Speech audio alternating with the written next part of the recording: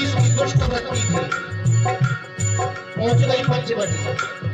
वहां भगवान राम लक्ष्मण और सीता के सहित ठहरे हुए थे और राम लक्ष्मण को देख करके पंचवटी सो गई माला, पंचवटी सो गई माला, देख भई तो युगल कुमारा,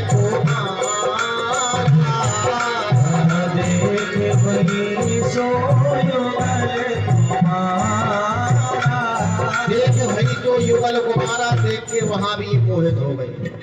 तो रुक जाओ, मोहित क्या हो गई? वो तो डायरेक्ट कहने लगी कि तुम सम पुरुष नामो सब नारी, यह संयोग विधि रचा। लंबा प्रसंग है। तो ये क्या है? काम। तो भगवान जब उस समय काम पूर्ण नहीं कर पाते हैं तो उनके लिए आश्वासन दे देते, बोले अभी तुम यहाँ से जाओ, क्या सो समस्या टले, फिर आगे देखें कछु।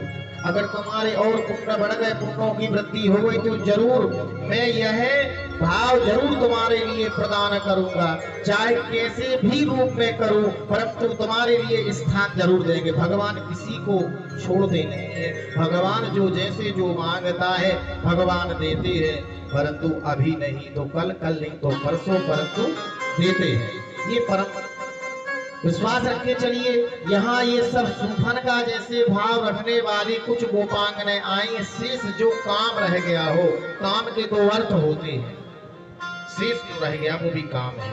इसलिए यहाँ जो है कि ये पूतना ऐसे ही भाव को लेकर के चलिए और आज भगवान की मनसा पूर्ण कर लिए। भगवान श्री कृष्ण की योग माया के द्वारा पूतना के लिए राम जी इच्छा से अपनी गोद में उठा लिया है और पूर्ण युग का भाव समर्पित करके भगवान को ना दुग्ध है।